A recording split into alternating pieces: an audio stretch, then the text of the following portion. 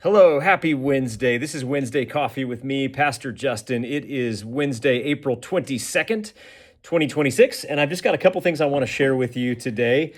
First of all, I want to share this because I think it's pretty cool. I was straightening up over in our gathering area yesterday. We've got this table that we call the playground, activities and things for the kids over there, and I found this and thought it was beautiful. So I'm going to show you this here, and then I'll read it. The writing of a child. I don't know which child wrote this, but I think it's awesome. A picture of this very active, vibrant heart over here. Let me read this to you. It says, "God, why you care for all is a mystery, but I think it is because you don't want us to feel alone, and you love." And then I was looking, is there an us somewhere over here? Is there something on the next page? And there's not. And I love that. I think it's awesome. First of all, I love the mystery piece, but I also love this notion of you love as kind of this first cause, right? I mean, it's this standalone. God loves, and that's why everything is the way that it is. I thought that was pretty beautiful there, and I'll see if I can figure out who wrote this and let you know next week.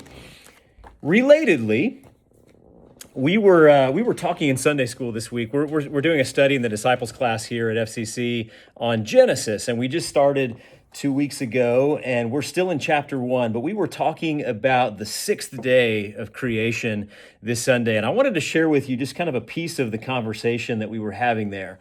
So in chapter 1, you get to the sixth day of creation, beginning in verse 26, and you see this notion of humankind being created in the image of God. Okay, so we see it in verse 26 and then again in verse 27. God said, "Let us make humankind in our image." Why the plural? Could be a Trinitarian reference. It could be a reference to the heavenly court.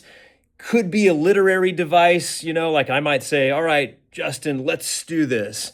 We don't know for sure, but in any case, the text continues, "Let us make humankind in our image according to our likeness, and let them have dominion," and so on and so forth. Okay, what does this mean, in our image? What does it mean that we are created in the imago Dei, the image of God? We think about image, of course, we think about what we see. And I don't think it's primarily about that. Maybe likeness is the more accurate term here, right? We are in some way created to be, in some way that matters, right? We are created to be like God. We're not God, but like God in some important way. Probably not, again, primarily about what we look like physically, because God, of course, transcends physical creation categories. It's not really about, what God might look like with our eyes, because God exists beyond and above and outside of creation. God is creator. So what does it mean then to be created in the image of God? Are we talking about rationality? We have minds that in some way work like God's. Is it about creativity? Is it about moral capacity? Is it about relationality? Probably, yes. Probably a little bit of all of those things.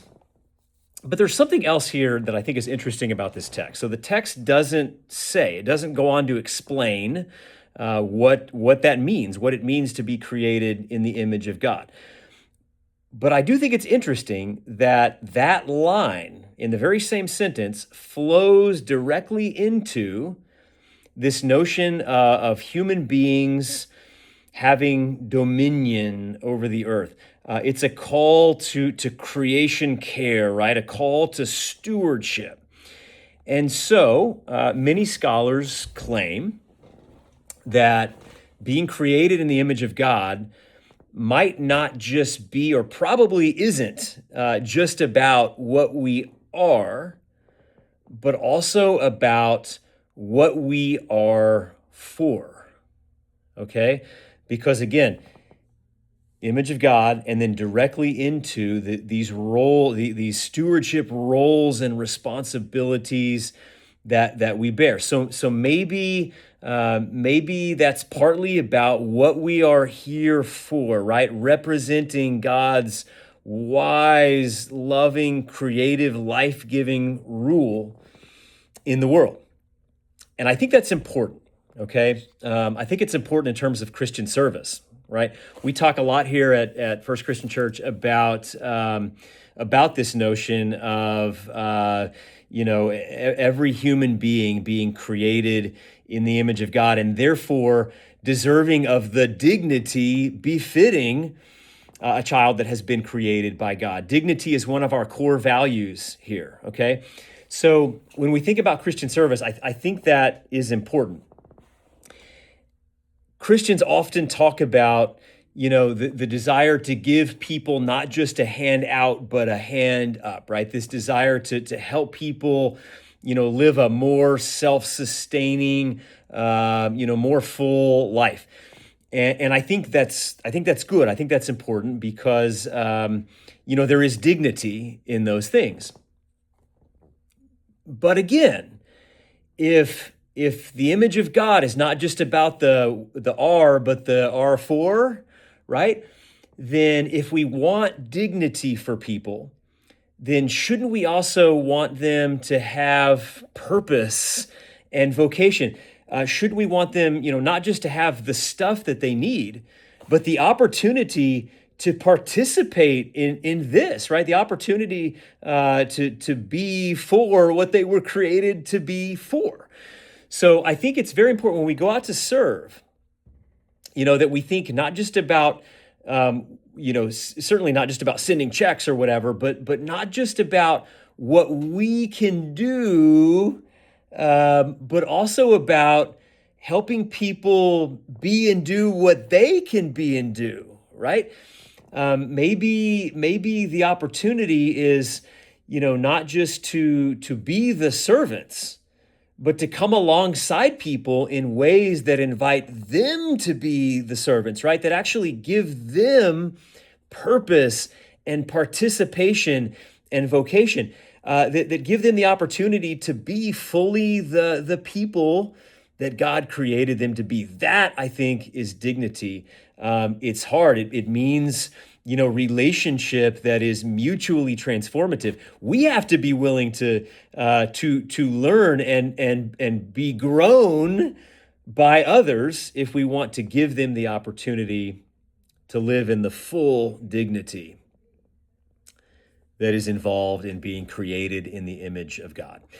Friends, I hope that your day today and the rest of your week are purposeful. May God bless you, watch over you in the days to come.